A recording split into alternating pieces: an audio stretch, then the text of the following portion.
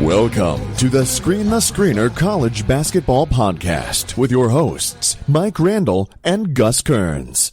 Welcome in, listeners, to the Screen the Screener College Basketball Podcast, where we're always talking everything college hoops. You could have been anywhere else on the dial, but you chose to be here with us, Mike and Gus, and we appreciate that. Listeners, thank you. Thank you for letting us keep you company during the season start line. We are honored and we are humble. And luckily, we've brought in a great guest for this podcast, one of the godfathers, part of the grassroots movement, maybe part craft local beer, of the independent college hoops podcast scene. We brought in Russell Hainline, one of the co-hosts of the Seconds to Madness podcast. Please give that podcast a follow at Seconds, the numeral 2, Madness, capital S for Seconds, capital M for Madness. And please don't forget to give Russell a follow at Russell H Film, capital R for Russell, capital H, capital F for Film. He was kind enough to give us a ton of time and a ton of insight. Conversation was really incredible. You're going to really love the breakdown that he gives on a number of different things. A couple of things that Russ and I talked about. We talked about The Ohio State University as maybe the best team in the country. I was on board with that. We talked about UVA's metrics and what they try to do inside the arc and outside the arc. We talked about stranded players. We talked about confusing Duke calculus this particular year and the following year. We mentioned Cole Anthony a couple times on the podcast. We also talked a little Michigan, Louisville. We talked about how maybe Michigan might be a little bit too jump shot reliant. Is that sustainable? We also talked a little Oregon Ducks and maybe how their scent has been thrown off with a couple of losses. Russ went deep on a number of West Coast teams and gave us a feel of where they're at. Please stay tuned for that segment. That is hilarious. And we also talked a couple of players that we might need to pay attention to, and there's a couple familiar players that we've talked about on the Screen the Screener College Basketball Podcast before. Also, please, Russell has a couple of side projects. One of those side projects is the beertravelguide.com. If you are traveling to a city and you are looking for a great craft beer and where to get that thing, dial up beertravelguide.com, and Russ and his wife have crafted. There's a beautiful, beautiful site where it can hook you up and help you find exactly what you need when you're on the go and on the road. So hit that up, please. That is amazing. We also gave a little shout out to Three Man Weave and Game Theory podcast. We talked some tunes, we talked some tastes, and we also talked some travel. So please enjoy the conversation with Russell, one of the originators of the college basketball podcast independent scene. Hope you guys enjoy the conversation. Please enjoy the ACC Big Ten Challenge. Cheers, cilantro, gratulazio.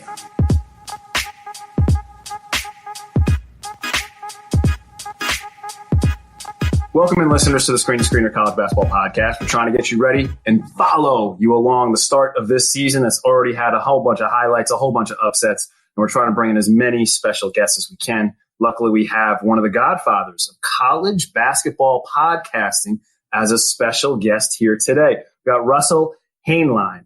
He is the originator, the creator of Seconds to Madness podcast, one of the original independent college basketball podcasts. Russell, thanks a little bit for hopping on the pod. Yeah, man, my pleasure. Godfather is probably a stretch, but it's always nice to hear that people sort of listened at the beginning. We started 2.1 Seconds to Madness back in the day, just to sort of contrast with the sort of LeVar Ball updates podcasts that were sort of going on right then. We wanted to talk about actual games and actual stats and what we saw with our eyes, what we saw with analytics. And now a lot of podcasts are doing that a lot better than we ever did it. So, I'm really sort of happy that now I feel less burdened to do it, if that makes sense. I understand your burden and your feel there. And listen, you've been an influence, you and K-Bads, like on college basketball podcasts like ourselves, Three Man Weave, ACC Degens, the CBB Central podcast. Like, you're one of the originators here. So thank you for doing that. We're honored to have you on a guest here. So thankful. And I guess we'll just start things off. You have okay time for the holidays? You get to spend enough time with family and friends and all that? Oh, God, yeah. Maybe a little too much? Gained about 15 pounds probably, but we did the old Friendsgiving Saturday, and then we did a real Thanksgiving Thursday. So that's twice the turkey, twice the gravy, twice the stuffing. Yeah, I told you I was playing basketball earlier today. I was just sweating gravy out of every pore. That's not a bad move. I bet the person gardening didn't mind the smell. All right, bro. So let's picture, right? Like the early season has been, unreal. It's been upset central. No one's safe, even at home. Do you have like a true top tier of teams this season after seeing what's happened so far? Like, what's your top tier of teams in the country currently with the knowledge that we hold now? And has that changed from the beginning of the season, I guess? Yeah, definitely. I definitely expected sort of Michigan State and Kentucky to be my top tier, my 1 and 2. They've both sort of hit their own struggles. I really think, and this is sort of a bit of a played out talking point at this point, but it's true that we just don't really have an elite team this year. Elite players are on teams that aren't elite, or they're sort of stranded among players that are struggling. And a lot of the best players are on teams that maybe are not the usual competitors. And I just got done listening to an episode of Game Theory with Sam Vecini, where he made a really good and interesting point about, just how mid-majors have improved tremendously over the course of the last couple of years. Obviously, their shooting is a lot better. Their game plan is a lot better. They're obviously relying on analytics instead of talent more. But even with the talent, they're getting people from overseas. They're getting people who are still part of an American high school basketball development system that is drastically improved from even, 10, maybe even 5 years ago.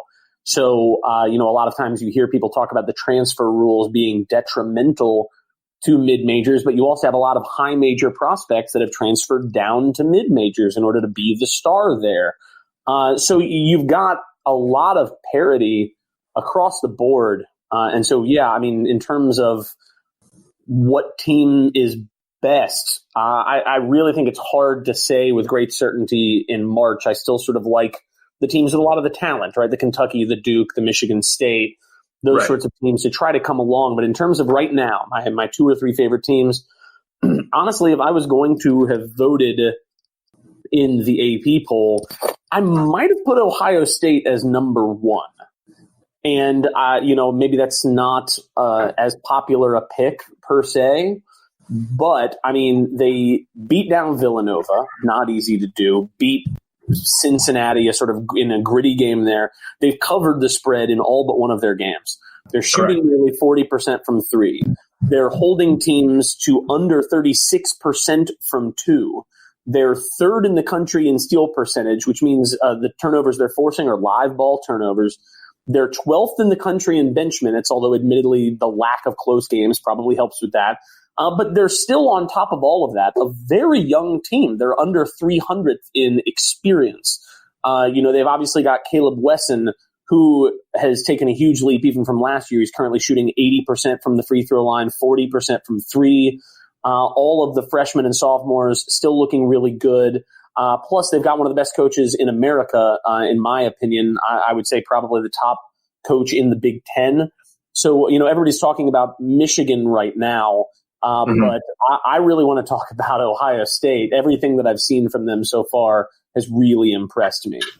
So you're not going to get any kickback here from this podcast as far as touting Ohio State. They were one of my preseason Final Four picks, so I'm right in line as far as what the recipe is. And you mentioned their defensive prowess. One of the teams that we always talk about is UVA and just how stout they are defensively year after year, regardless of personnel. And, they always hold the number 1 ranking in KenPom as far as effective defensive efficiency. And number 2 this year is Ohio State. So they're not only like shooting the ball really well, like you mentioned, Wesson's numbers that he's really shooting it well. DJ Carton is a really explosive combo guard on the wing. But so they're shooting it well, but they're also defending the pants off of people. And you're going to have that combination along with, like you said, like one of the most underrated coaches probably in the nation, in Chris Holtmann. I'm with you there. And I like the recipe as well. So I'm totally seeing exactly what your eyes and what what you're telling the listeners right now. So I'm on board with you, Russell, on the Buckeye bandwagon. You were one of the people that you mentioned, like you embrace the analytics a little bit ahead of everybody else on your podcast. And I know that you're still like really tight with the game. So what's one of the metrics that you're monitoring currently to keep track with teams that everyone, with everybody taking losses? Like what's one of the metrics that you're kind of still paying attention to and saying like, all right, even if this team has a couple of losses, I think this team is still interesting because of this particular metric. So it seems like the Ken Palm number, there's always that crazy team that has that number over 30. And so far this year, teams are all below 30 and even 28. So what other metric are you paying attention to like you would normally do on the podcast? Yeah, I normally look at 2-point percentage allowed a lot, especially in terms of defense. I mean, you just mentioned Virginia. Virginia would also be one of my top teams in the country right now.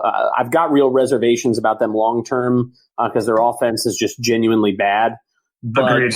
They are number one in adjusted defensive efficiency, number one in defensive effective field goal percentage, number one in defensive free throw rate, which is really hard to do both of those things at once, number one in block percentage, and number one in defensive 2-point percentage, right? Like that's a big one that I look for. 3-pointers are going to have a lot more luck to them. There's going to be a lot more randomness there.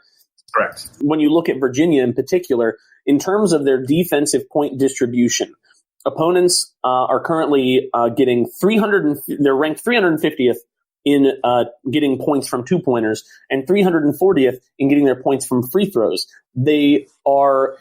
Opponents are first in the country in getting points from 3-pointers against Virginia, basically meaning that Virginia has said, hey, you're not scoring twos. You're not going to get to the free throw line.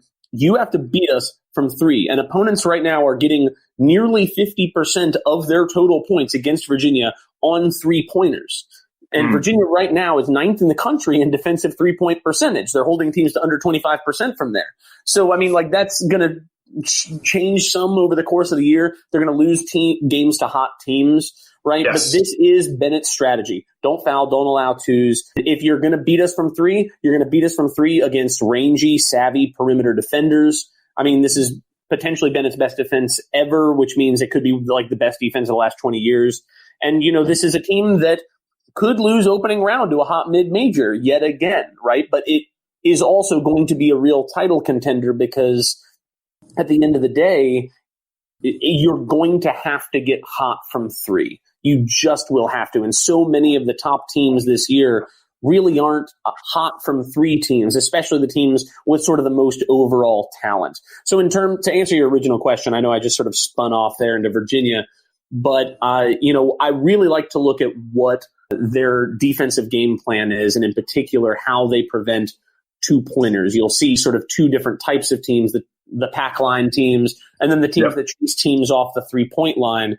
And basic logic would indicate that if you're allowing fewer 3-point shots, you're going to prevent those major point per possession swings. But, it's easier to make open layups, open close shots than open threes in a game, which I think is why we've seen so much pack line success over the last few years from the teams like Virginia, like Texas Tech. So I'm looking for those sorts of things in matchups in particular. Do they prevent 3-pointers against teams that rely on shooting threes to win? And do they hold teams to lousy 2-point percentages against teams that can't really shoot the ball from the perimeter? Like that 2-point percentage allowed is a really key stat for me. And I think that you mentioned the strengths that UVA has on the defensive end, especially basically daring people to shoot threes. With the 3-point line being pushed out this college basketball season, that even plays more into the hands of teams like Virginia and Texas Tech and other pack line type defenses that are going to like dare you to shoot the 3. But you're totally correct, Russell. This is like the recipe for a first-round upset if a team just gets scalding hot and makes 15 threes and pulls like an Auburn from last year. Like, they're going to lose because they are just going to let that 3 fly, and if they hit 15 of them, they're going to lose that first-round game. That is totally – you're totally on point there. 100%. And think about this, too. I mean, they're still taking the gamble here, right? Like, they're going to take that gamble all the time because most teams – it's just going to be so many teams, especially less talented teams, are really relying on that 3-point percentage. I mean, if you look at 3-point percent, shooting percent, if you look at like the top 30 teams, I mean, I've just pulled it up randomly right now.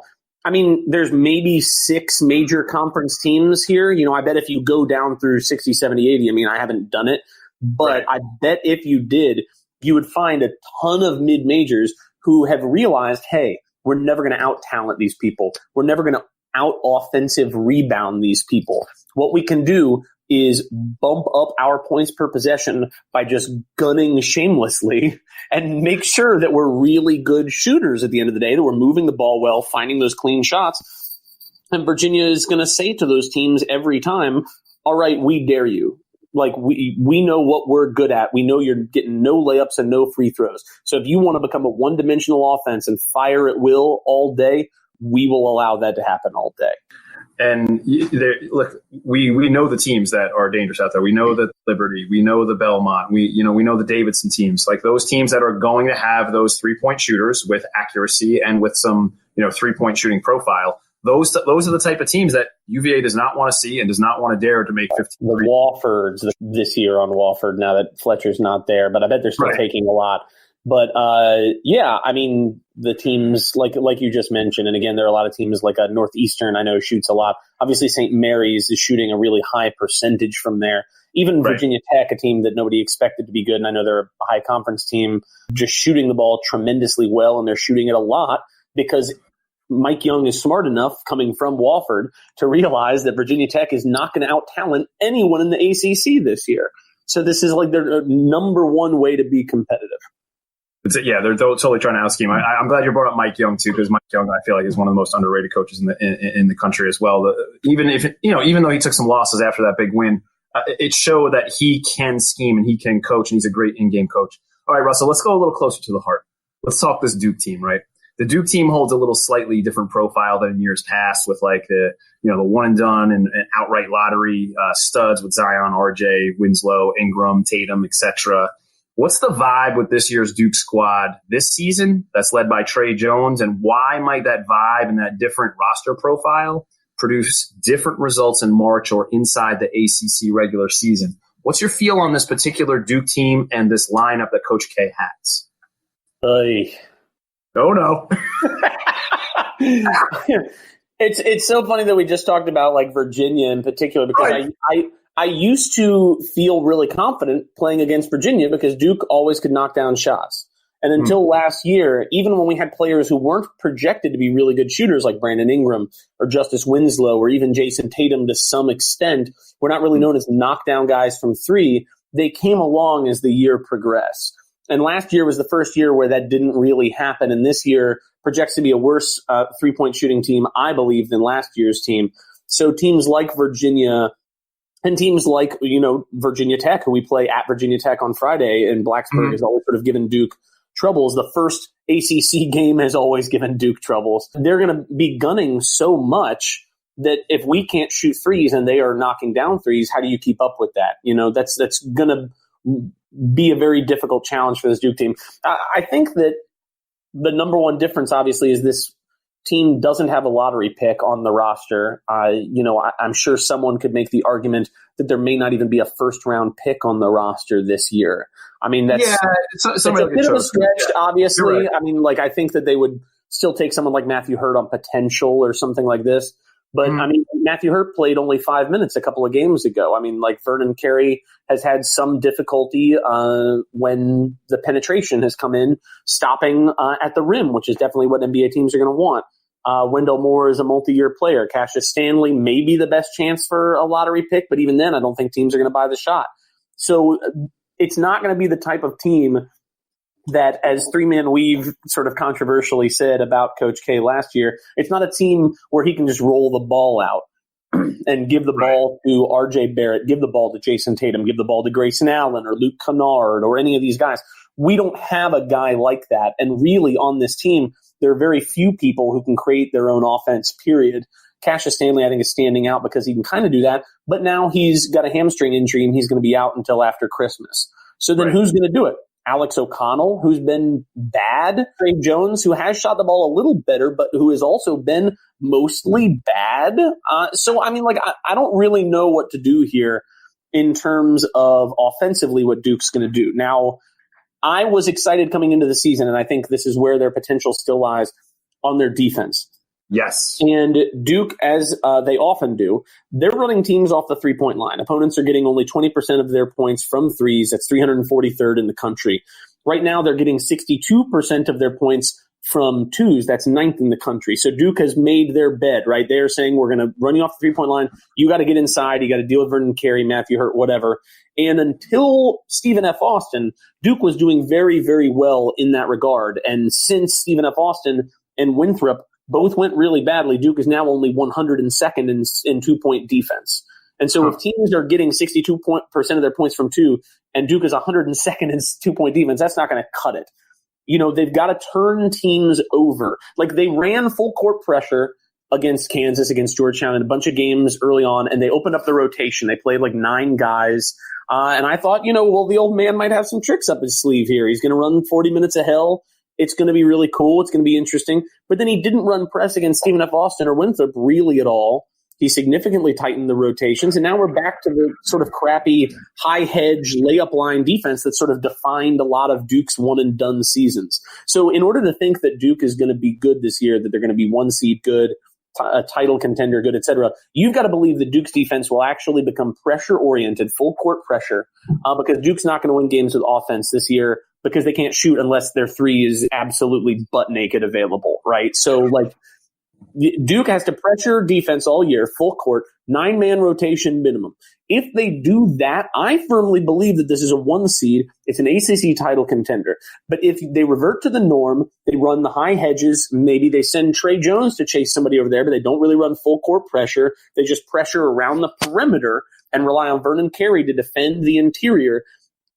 I think this is going to be closer to like the 2016 4-seed sort of team at the end of the day. There's a wide range of results that could happen here. The last 2 games obviously have me very pessimistic, which is why I would play. But yeah, and really the more interesting question isn't even what's going to happen this year. The more interesting question is, if this becomes one of those 4-seed sorts of teams, it will be very interesting to see who decides to come back to a team that is going to have very few available roster spots next year, because we recruited with the assumption that Trey Jones will be gone, Matthew Hurt will be gone, Vernon Carey gone, Cassius Stanley gone. If 1 or 2 of those guys comes back, we might have sort of an interesting recruiting dilemma there. Yeah.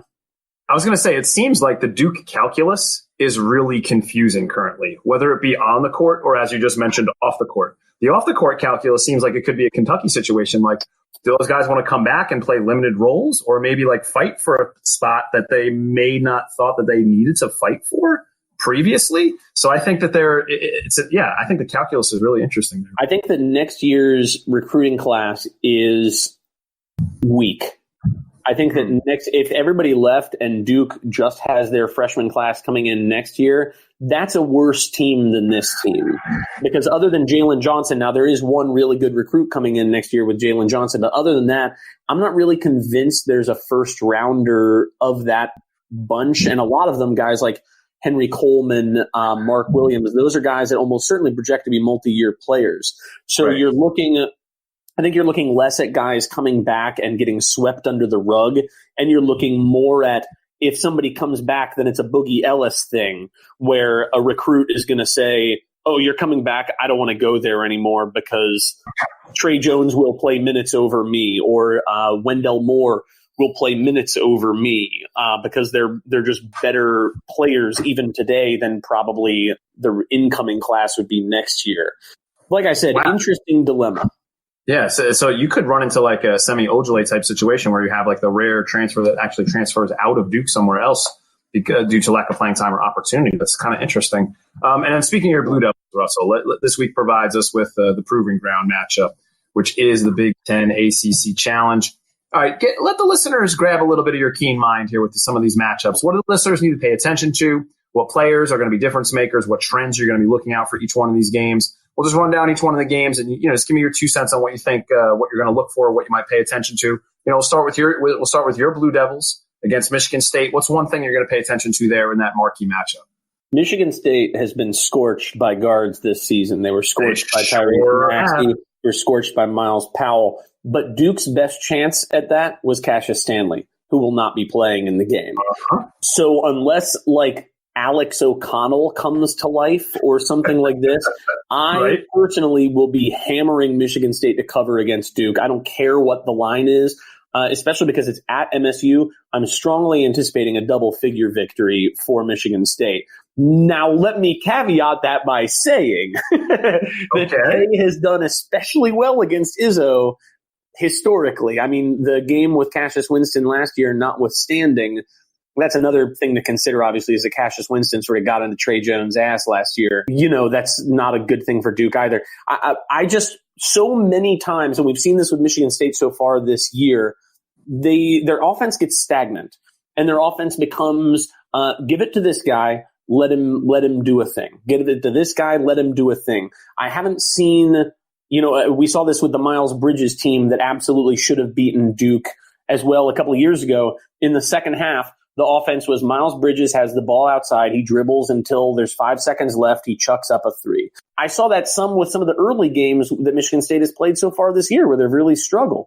So I don't know what that is, and I don't know why Izzo teams, I feel like they tend to look really sort of ramshackle on offense early in the season. Maybe that gives Duke the opportunity to generate some turnovers, generate some easy baskets. Maybe it's closer than I would think. But again, I think the key difference here is there a guy on Duke that can pull a Tyrese Maxey, that can pull a Miles Powell, that can put up 25 points as a guard, because they're not going to be able to rely on Vernon Carey with the bigs Michigan State has inside. So like I said, I expect a double-figure victory for Michigan State, and I'm going to hammer that line.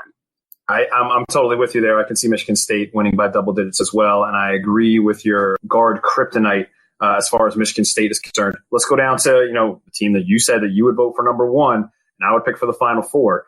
Let's go to the Ohio State Buckeyes versus UNC. What are you looking for there in matchup, and what things you might pay attention to with the Tar Heels and the Buckeyes? I mean, can UNC do anything that's not Cole Anthony? I mean, that's the only question that I have. I don't think that their bigs are necessarily going to be able to do well against Liddell and Caleb Wesson. I mean, they've got the usual sort of Gumby-looking, bouncy, long bigs that UNC always has. But their offense is so one note right now. And even more importantly than that, UNC's defense leaves open threes all the time. They've done it for years. Again, that's sort of their choice in how they run their defense. And Ohio State's currently making threes at a 40% clip. So, I mean, maybe the line here would depend on if you think Ohio State's going to hit its threes, but they're going to have a lot of open ones.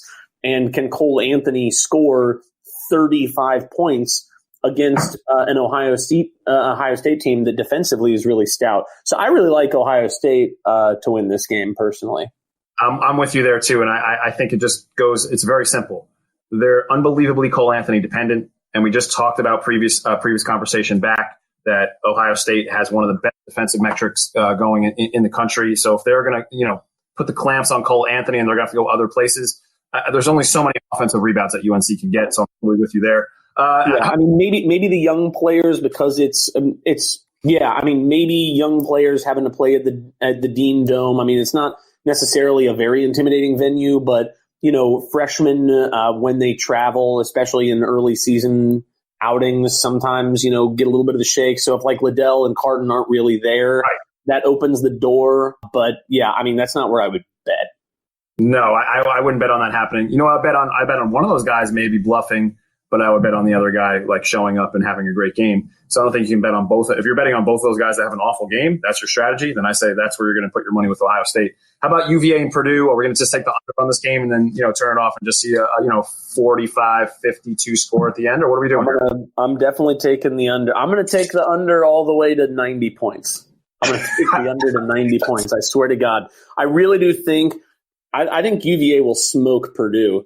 And by smoke, I mean the first team to 40 wins. Agreed. Because this is going to be sub 55 possession game, because Purdue also is going to want to play really slowly. Purdue's offense has been just bad, period. It's really ugly to watch. It's a lot of dribble, shoot. And that sort of offense when you're playing against Virginia is nightmarish. I mean, you'll get eaten alive if you can't move the ball, wing it around to open people on the perimeter. There's just no way that Purdue is going to be able to pull that off against this team. UVA is not going to be able to score either. Again, I feel pretty strongly that the score ends up being seriously 45-35 or something like this. Like, it's going to be a gross game. And yeah, I bet the under for that main game, the 105. I took the under there, and whatever the under ends up being for the Virginia game, I'm absolutely going to take it.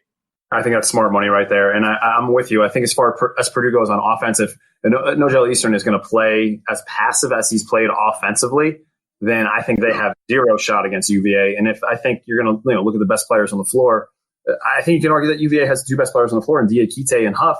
And if that's where you're going to go with things and points are at a premium, I'll take UVA right with you. All right, let's go with Biggie with Louisville and Michigan. I mean, Michigan's been one of the biggest surprises, pleasant surprises this season. And Louisville, rightly takes their spot as the number one team in the country. What do you see here with Louisville and Michigan, who's kind of, surprising everybody? Are they going to have one more surprise up their sleeve? Yeah, I was going to mention Michigan at the top also. There are things that worry me. They're very jump shot reliant. They're drawing one of the lowest free throw rates in the country. They're not a very good rebounding team, especially in the offensive glass, although like that, if you're not missing shots, I guess that doesn't matter. And Livers and Brooks are both shooting above 50% from three on a very high attempt rate. I don't think they're going to be able to keep that up. But here's what I do like. They're 326th in the country in allowing three-point attempts, 336th in the country in giving opponents free throws, right? So that means, again, teams are getting 65% of their points on two-pointers. That's their strategy. Yep. They're cutting off the perimeter. Unlike Duke, who has Vernon Carey Jr. down low, Michigan has Teskey down low. So teams are now huge difference.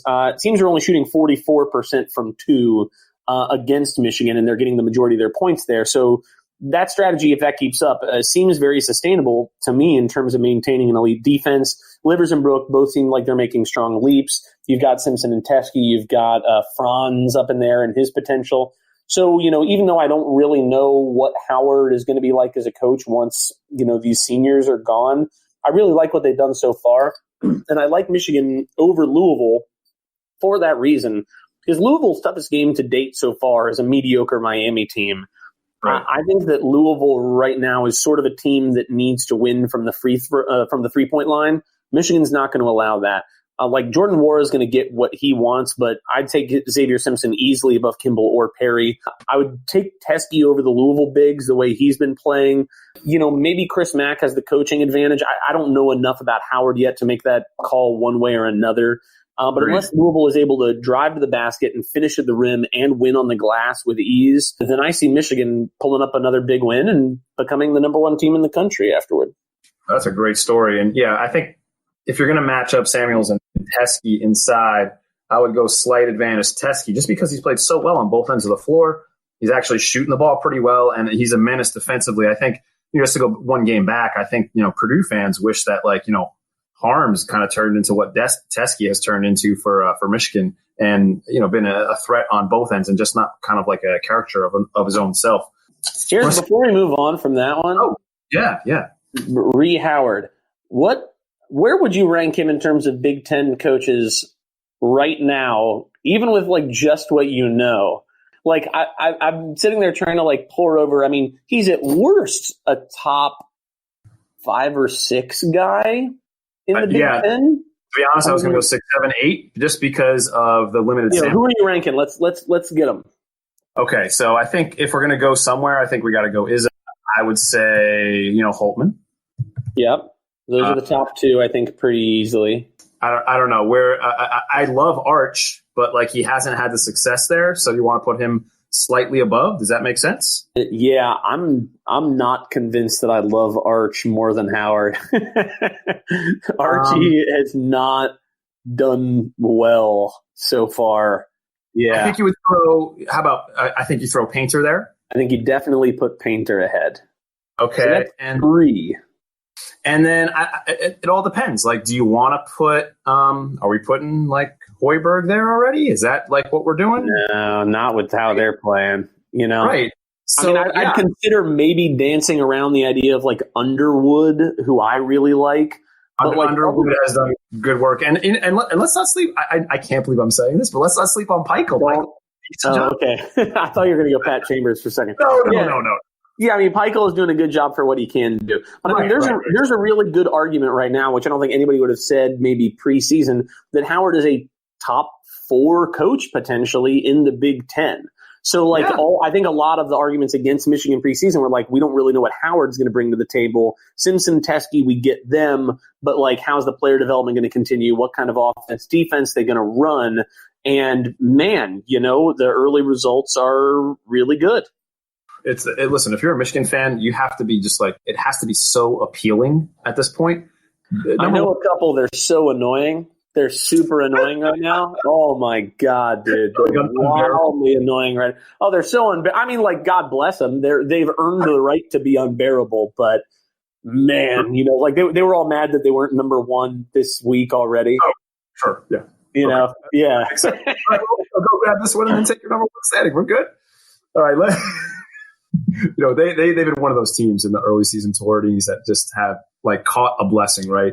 And we get tons of wonderful matchups, and the action has been just great. I mean, you got to love all the upsets. So it also throws off the scent on some teams. So, Russ, I'm going to ask you, what's one team that you stumbled upon that you think like the scent is thrown off them, but you still think they might be dangerous, even with a few losses or a few subpar performances? So what's one of those off, the scent is thrown off that team? By the way, going to toss this in before we move too far from the Big Ten Challenge. Notre Dame over Maryland. Just throwing that out there. You really? Notre Dame over Maryland? I think Maryland is fraudulent. I think they are a poorly coached team. The guys can't shoot. They don't pass very well. They are bound to have their turnover rate sort of regress back to where it's been. They've been relying on getting to the stripe a lot. Notre Dame just does not foul. That's not what they do. I think Mike Bray tends to get his guys up for big games like this. I mean, maybe there's a chance Maryland can get some home-cooked foul action going because it's at Maryland. But I would definitely hammer on Notre Dame to cover. I think Maryland, like beating Marquette doesn't impress me. They're not well coached and they have one player on offense. I just don't find myself impressed yet with how they can play as a team overall against sort of top caliber opponents. I had a Maryland fan who was insistent that they would win the Big Ten, and I said I'd give you 3-1 odds that they do not. There's no way. I mean, I'd probably go to 4-1 if you really pushed me. There's, especially now that Ohio State and Michigan are in there, he's not taking my odds. But anyway, keep an eye out for that one. I think the ACC will win the challenge, even though we've talked a lot about the Big Ten teams winning. I think they'll win because the ACC crappier teams are better than the Big Ten crappier teams. Okay, team that is lost some, but is really good. I mean, Oregon is the easy choice here. I mean, they lost to Gonzaga in overtime, and then they had to play against an insanely fast-paced UNC under 24 hours later. I mean, who can blame them, for losing that game? They've covered 6 out of the 8. They haven't played a single bad team so far this season. Every team they've played is above 125 on KenPom, which I think is insane. Peyton Pritchard's obviously next level right now. Anthony Mathis is shooting insanely well. I think they're a really good example of a team that could do well this year where they don't do anything really elitely, I don't think, but they also don't do anything badly. I look for major flaws in the team and I can't really find them. And think about this also. Teams are playing lights out against them. Oregon is currently, I saw these stats today, blew my mind. They're currently 339th in free throw percentage allowed, meaning teams are shooting among the best in the country from the free throw line against Oregon. And they're 326th in non-steal turnovers allowed. So they're not committing any unforced turnovers against Oregon either. And they're still 6-2. They've still covered 6 out of the 8. And their only losses are, again, in overtime to a very good Gonzaga team. And then under 24 hours against a super fast-paced UNC team. So I'm a big believer in Oregon this year. All right, let's stick out on the West Coast because that's where you're stationed at, and we're stationed over on the East Coast. So give us a few quick takeaways on some of these teams that maybe some of the listeners haven't really caught an eye on and don't have a feel for or a vibe on. Just give me your quick takeaways. You just gave us Oregon. We love Peyton Pritchard. We love Durante too. We think he's really talented and multi-skilled in the backcourt. Nice compliment. You mentioned Mathis, who can just shoot the heck out of the ball. All right, I think we need to talk some Aztecs. They're one of the last undefeated teams. Malachi Flynn, Yanni Wetzel. They're loaded with talent again. We just want to give a shout to one of our listeners, Josh, who pointed out you need to talk about San Diego State. Do you have a feel for the Aztecs? Are they for real? Is there enough talent there? Is this sustainable, or is this kind of like a flash in the pan undefeated start? I always love when when listeners are like, you need to talk about this team. Exactly, right. Yes, love Josh. Shout out to my boy Ryan, who would always write into 2.1 Seconds to Madness and insist we talk about the New Mexico Lobos. Yeah, I think San Diego's shooting is likely going to regress. I mean, like, shooting really, really well right now. But, I mean, they are really good on defense. They've got 2 Tier A wins already. It's not like their conference slate is enormously intimidating. So, I mean, I think there's a really good chance they could finish with only 4 or 5 losses. Now, like, what does that mean in terms of where they end up on the seed line in the tournament? Like, hard for me to say. But do I think they're a tournament team? I mean, yeah, I think unless the wheels completely fall off, yeah, I do. And don't worry, we gave Ryan a little love there because we talked to Will Mathis. He's a transfer from New Mexico. There you go. Good. We got all our bases covered. All right, we have to ask. Gonzaga, that's one of my favorite darling teams. Even with that early loss, you think they're still okay? What's your feel on them early on? Yeah, I mean, they just got gassed against Oregon. If you watch that game, they started front rimming every shot. I mean, like, that's just trademark getting gassed. And then again, 24-hour turnaround, they got to play Michigan. So, right. I'm not really surprised they got ran out of the gym there. I think they still got their best ball in front of them, but if they want to remain in top seed contention, I think Admon Gilder's got to play a lot better. He's been fine. Maybe I would border on good, but I mean, certainly, I think it was in that Oregon game, maybe I'm wrong, where he didn't even get to play much. He was just playing really badly, only got like 2 or 4 points, something along those lines. Maybe it was the Michigan. I might be flip-flopping. Got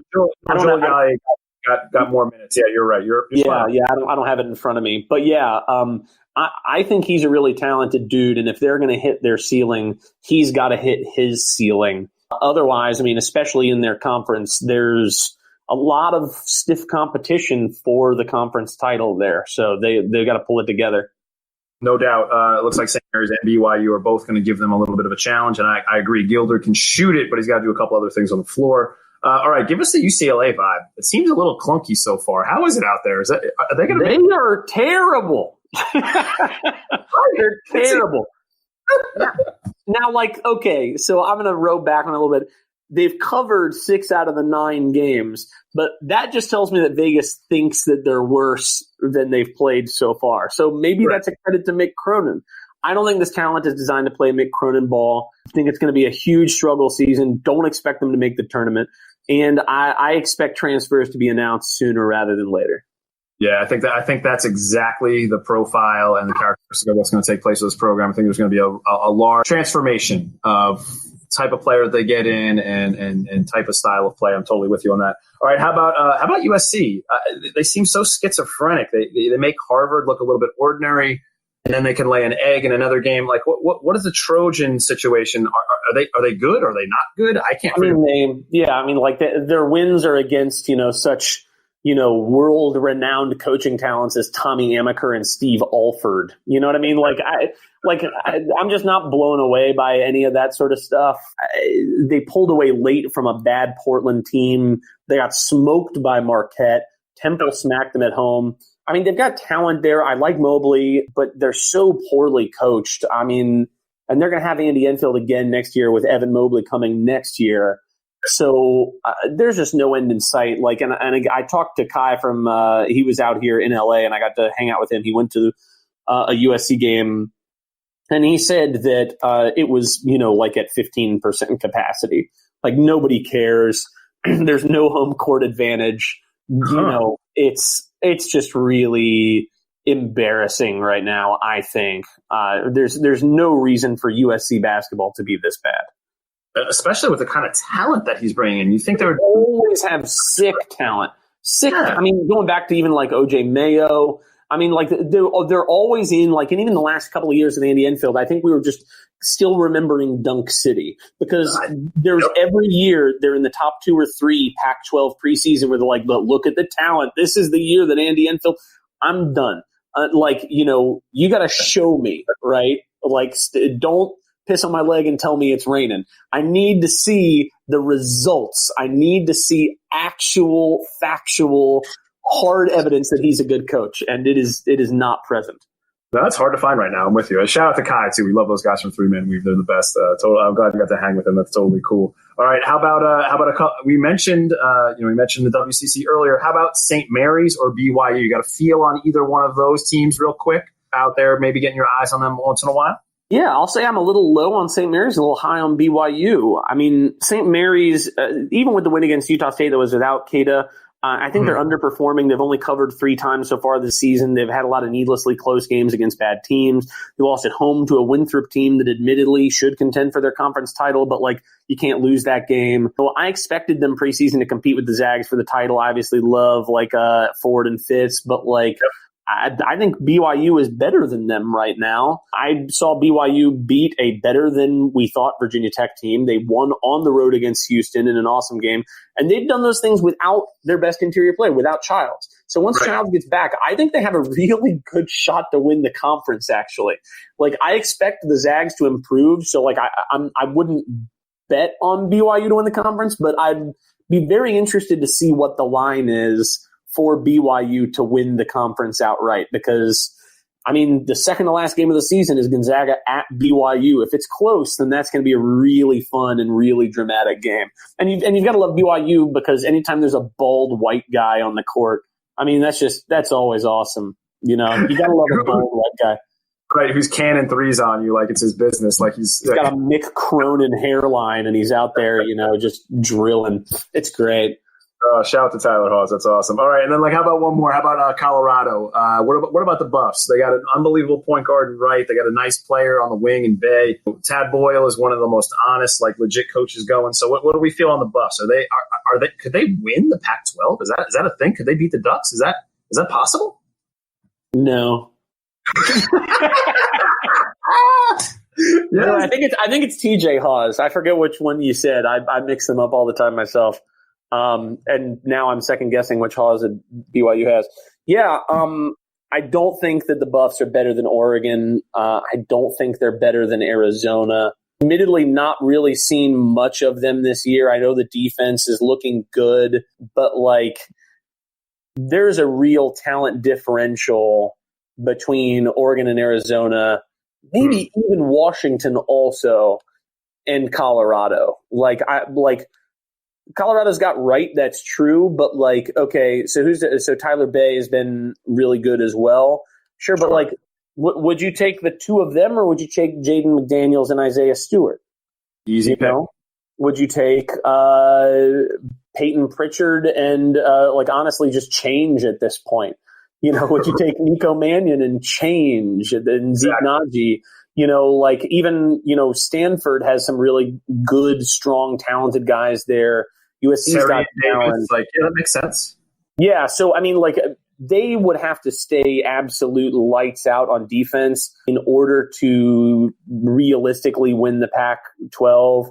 If your best win so far is, a 4-point win over Clemson, maybe Arizona State, but those aren't good wins. If Colorado can beat Kansas this weekend, then we can come back around to this. I think that makes the conversation real, right? That as opposed to just kind of toying around with it. I was just curious on your take. I want to know. Although I'll add, to the mix. I said I look at that 2-point percentage allowed. They, are 4th in the country in defensive 2-point percentage allowed. They're top 25 in turnover percentage, top 10 in defensive rebounding. So they've got a lot of stuff going for them on the stat line.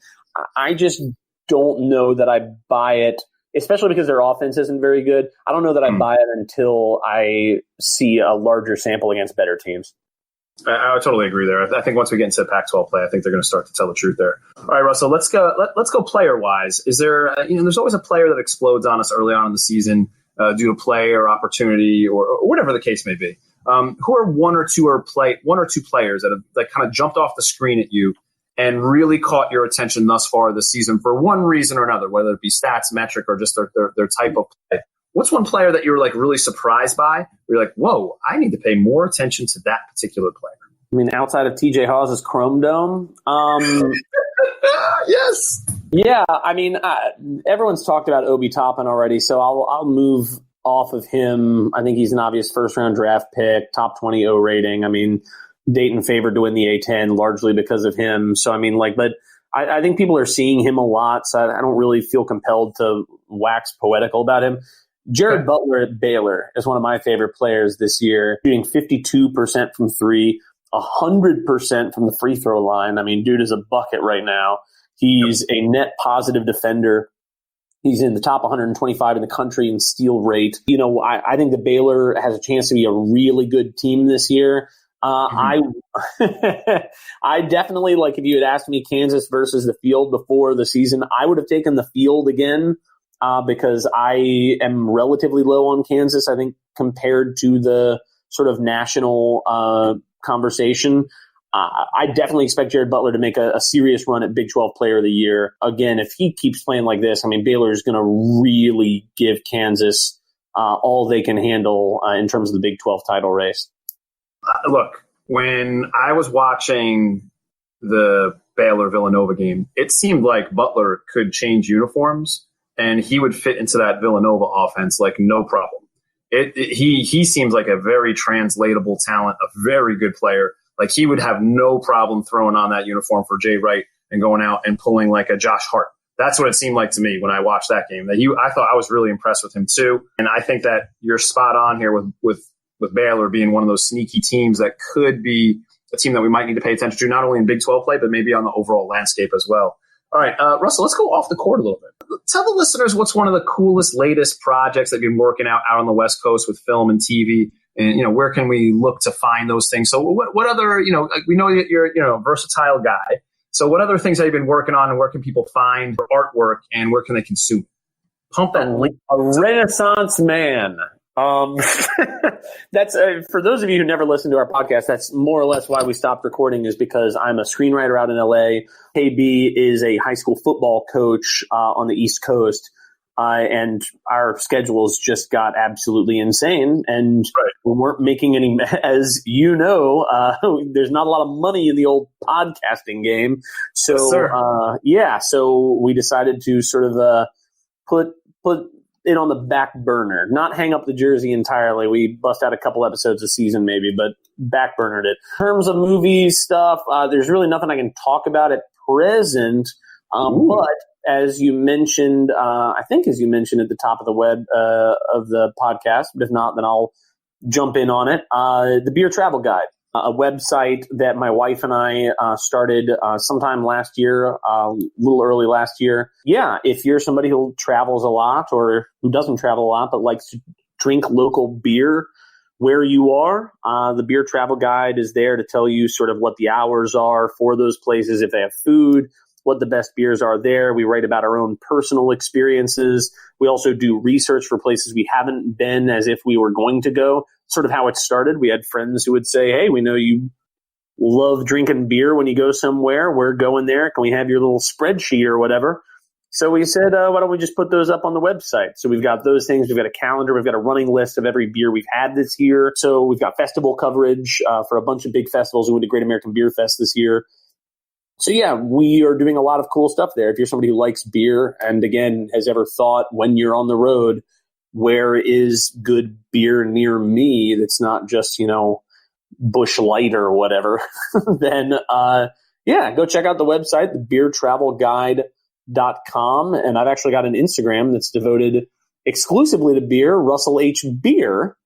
So you can follow me there as well, and you can see sort of what I'm drinking and what we're writing about on the old website. Nice. There's nothing wrong with some good taste, especially if you're in a different location and you don't know the landscape and the clientele, and maybe where the best watering hole or the best dive bar to get what you need. I think this website is going to be useful for some people. I'm down with that. The Google, it's climbing Google. It's doing really well. It more or less runs itself now. We don't have to push it quite as hard, which is great. Yeah, we've gotten some really good feedback. I genuinely feel, my wife and I started it because, like, when we would go on road trips, we really do feel like you can tell a lot about an area by going to a local brewery and seeing, you know, what the locals like drinking.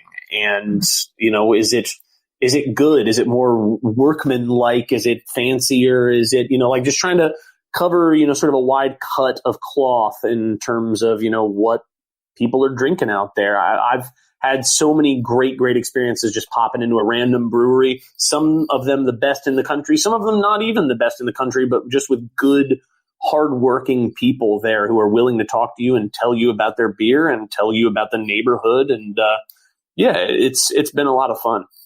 Yeah, you use the word fabric there. I think that's an appropriate terminology to use when you're talking about whether it be adult beverages that are integrated into the community. Because another way to look at it is the people that are crafting this beer, they're a part artist as well. They're trying to create something that has not existed before, or something that's going to catch people's attention, whether it be with taste or with the can design. So I'm with you. I think that this go visit beertravelguide.com. I'm down with that. All right, Russell, let's get you out of here with our usual final 4 questions. All right, let's go tunes. What's on the playlist? Commuting back and forth out in LA, or hacking through some of the work in the office, or maybe even something that you and KB agree on. That's totally excellent. Allow the listeners into the Seconds to Madness earbuds for a second.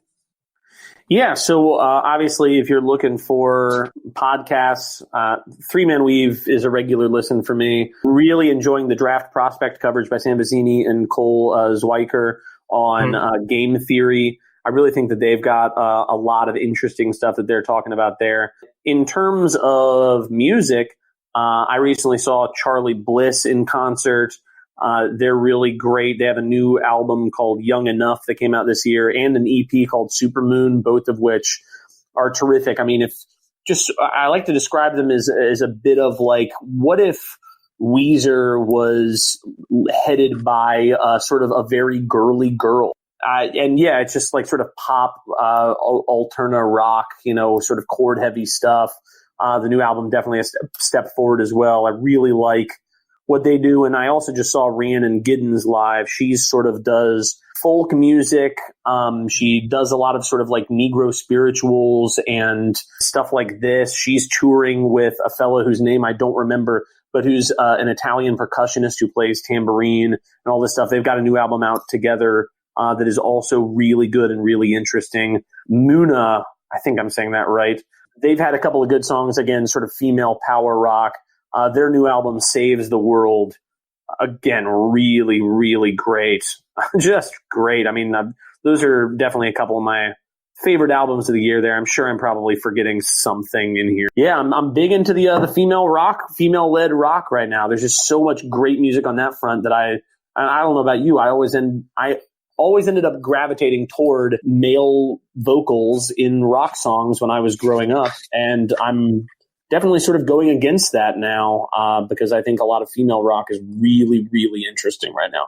I think it's very interesting as well. And just to go like way old school on that, this summer I had the opportunity to go see Liz Phair, who's like, one of the oldest school of old school. Sure. I've seen her. Yeah. Out in Brooklyn, and she still brings it hard and put on an unbelievable show. Even some of her new stuff was fantastic. So I'm totally down with anything that's female driven as far as rock. I'm down with that. Brittany Howard from Alabama Shakes released a solo album called Jamie that's absolutely incredible. The new Carly Rae Jepsen album was really good. And and they just had that thing today that made people mad, where Billie Eilish, the girl that did the Bad Guy song, that she didn't know who Van Halen was. Who cares? Right. That's like literally years ago before she was born. It's okay. It's so like, yeah, if I asked you to name like a popular act from the 60s, like maybe it'd be like the Beatles, the Spinners. You'd name a few, right? But if somebody's like, "What, you don't know this person? They rocked," like who cares what Gary Lewis and the Playboys were playing? When I was a glint in my mother's eye.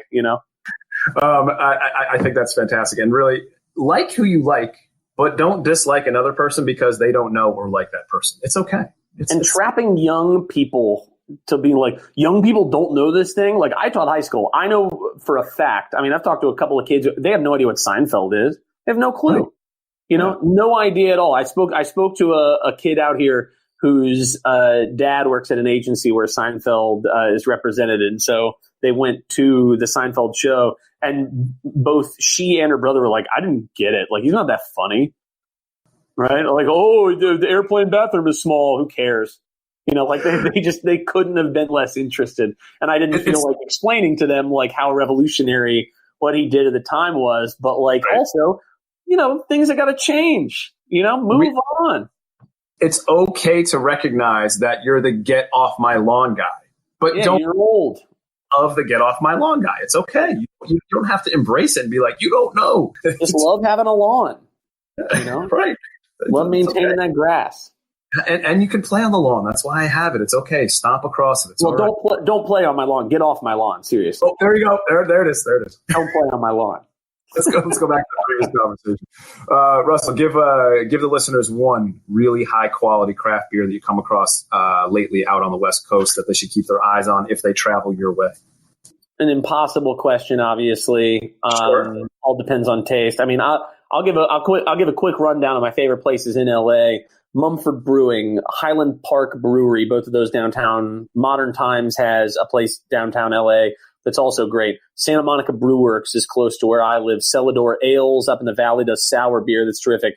Three Weavers and Firestone Walker both have places close to the airport. Any of those, there's just so much world-class beer in LA right now. You could easily make the argument that LA has better beer than San Diego right now. Definitely. And we've got a ton of coverage on LA. Beechwood Brewing in Long Beach. So anybody who wants to go to LA and drink good beer, there is an abundance of it. I'm already going to keep my eyes peeled. I'm going to go back and listen to the podcast, write a couple of those down in the notebook. That sounds great. Okay, let's go. How about two more? We got travels. What's one game that you think you might road trip to this season that you might try to see in person that you might be excited about? Is it you have something on the calendar? No, because UCLA and USC suck. Like, what am I going to do? I'm going to go see some crappy game. I mean, like UCLA. Poly Pavilion is walking distance from my place. So, maybe if I want to go see Peyton Pritchard or Nico Mannion and I don't have, anything better going on that night, then I'll go check that out. I mean, what I'll probably try and do instead is catch some high school ball because I've been having a lot of fun checking out, teams like Sierra Canyon, like Modern Day, some of the better teams that are out here that end up being stacked. I mean, Sierra Canyon is obviously insanely stacked this year with Ronnie and Dwayne Wade's kid and a bunch of really good players on that team. And the exhibitions of sort of the high school all-stars that come around. Last year I got to go to the Ball is Life All-American game, and Boogie Ellis was there, Jamius Ramsey, Isaiah Mobley. Trey Mann was there. DJ Carton was there. He didn't play very well, but he was there. Scotty Lewis, getting to see some of these guys in person before they end up stepping on a college court really gives you some perspective as to what they can be, what they can lend. And it shows you, I think, a lot more than just watching them play high school ball, because high school ball, you'll see 2 or 3 guys that are good. And then that's about it. But those exhibitions, even though they're not really playing defense, there is some competitive fire there to show off more than the other guy. And so, if you're capable, I knew Ramsey was going to be a beast at Texas Tech because he went in, onto a floor with Trey Mann and Scotty Lewis and Boogie Ellis and, all these other guys and absolutely played him off the court. And he was the MVP. I mean, he crushed it. So same for Boogie Ellis, who, again, went up against Trey Mann, went up against DJ Carton, did great against them both. I think that does tell you a lot about the caliber of player, what competition means to them, and what they're going to be able to bring for a team in need. Certainly, like Memphis needs Boogie Ellis, like Texas Tech needs Ramsey. So I'll probably try and check out a couple more of those as well. That sounds awesome, and especially you get a good authentic feel because especially who's in the audience for games like that. If they know that there is, I don't know, an NBA scout. Yeah, I mean, Scottie Pippen Jr. Was playing, so Scottie Pippen was there. They were playing right in front of Scottie. So you're going to bring your A game when you have that type of audience, and those kids are aware of that. They're savvy enough to know that, okay, this set of eyes is on me for this game. I got to bring my A game. Then we'll get Russell from 2.1 Seconds to Madness is here. I've got to play my best. I know he's going to be sweating gravy on the sideline. Yeah, geez, no lie. Wow. All right, how about one player? Since you're talking players, who's one player you trust to continue to put up big numbers and dominate once conference play begins this month? Who's one player you really, really trust that you think is just going to continue to explode?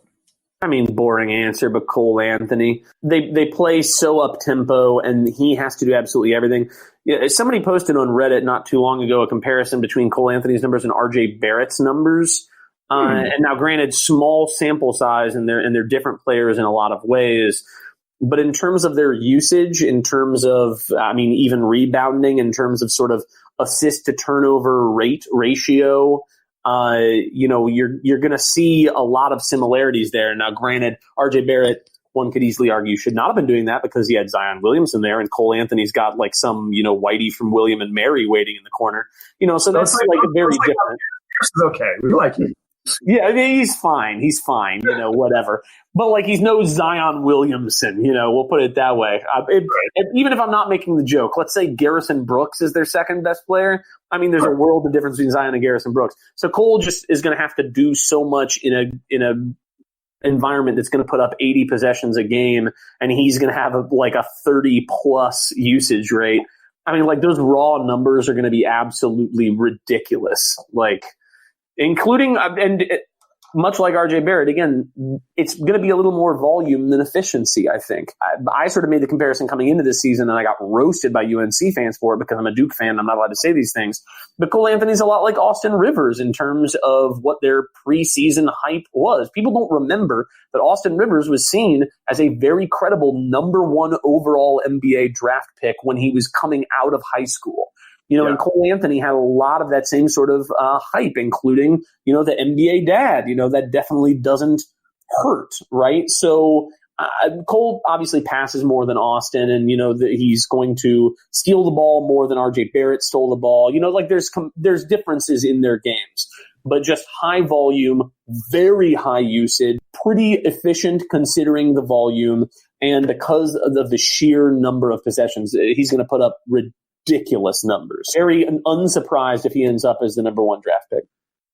Look, he's going to be, because of the volume, and we saw this with Kobe White, we saw this with Joel Berry, we saw this with Marcus Page, for some, obviously lesser degrees, but just the amount of opportunity that he's going to have in that offense, in the position that he's going to play in that offense, his numbers are going to be bananas, and he's going to be, in the running for ACC Player of the Year. He's going to be running for a first-team All-America, and like you mentioned. If he does not win ACC Player of the Year, then something broke in that team. If he doesn't win ACC Player of the Year, then they ended 4th or 5th in the conference. Sure, I can't imagine because he's going to realistically put up at bare minimum 23, 6, and 5. That's without looking at the numbers or his usage or any of that. That's just off the top of my head. If he did better than that, I'd be totally unsurprised. So if he does not win Player of the Year, then that's because, maybe if Virginia Tech finishes top 3 and Landers Nolly could win it or something, nobody from Duke's going to win it. Nobody from Virginia is, Diakite maybe. Or Nora, but Nora, sure. Okay. Maybe I'm underrating Nora a little bit. The list is short. Yeah. I'm a bit more lukewarm on Louisville than some. I think they're a quality top 5 to 7 team. But yeah, Cole Anthony is going to put up way bigger numbers than Nora because Nora's got so much help around him. Cool. Although Nora's usage rate so far this year, I think, has also been absolutely absurd. So yeah, he's pretty bananas too. Well, it'd be a fun race between those two. Hey, Russell, listen. And between Cole Anthony and Anthony Edwards for the number 1 draft pick. First round draft pick. Yeah, I'm totally with you. I'm in on Anthony Edwards. I can't believe we didn't talk about him at all. I'm sorry I didn't bring him up. That could be another. Oh, that second half was dumb. It was unexplainable. Wait, he's doing it again? Wait, I was drinking with my in-laws watching that game, just jumping off the couch, partying, man. They were such bad shots. Many of them were bad shots. That's how you can tell a really good player, though. You know what I mean? I was too low on Trae Young going into the NBA because these are bad shots, man. But if you can make bad shots consistently, then maybe they're not bad shots anymore. Maybe they're good shots, for you. And a team is going to allow you to take those shots, much like Steph Curry at the beginning of his career at Golden State too. I'm coming around on the bad shot theory a little bit. Being a bad shot maker is a legit skill. It's a legit. Fletcher McGee. Exhibit a billion. All right. So, Russell, thank you so much for giving the podcast so much time. This conversation was totally unbelievably enjoyable. I'm glad we got you back on the college basketball. That's where you need to be. So we're happy to house that. We're happy to have you back anytime you have anything on your mind. And again, if you're not following Russell, please follow Seconds to Madness, capital for S for seconds, capital M for madness. So follow his the number 2. And the numeral two. Yes, sorry, numeral 2. Please give him a follow over with his screen work at Russell H Film, capital R, capital H, capital F for film. Russell, thank you so much. My pleasure, man. And thanks for keeping up the old college basketball podcast, giving people, options that are not just the same 2 or 3 corporate run things. I think that it's super important that a lot of people who are just dedicated, sick lovers of a sport decide to spend way too much time working for free to put, stuff out there for people who, again, don't want to hear what LeVar Ball did this week. I think that that's really, really great and admirable. So keep it up. All right, cool. Well, thank you for setting a great example for us to do that. We really appreciate the landscape and the foundation that you guys set for us over at UNK Bed. So thank you for doing that. Listeners, hope you enjoy the conversation. Enjoy the week of hoops. Enjoy the Big Ten ACC Challenge. Cilantro, grazie, arigato. I'm addicted to the appetite. It's like a seed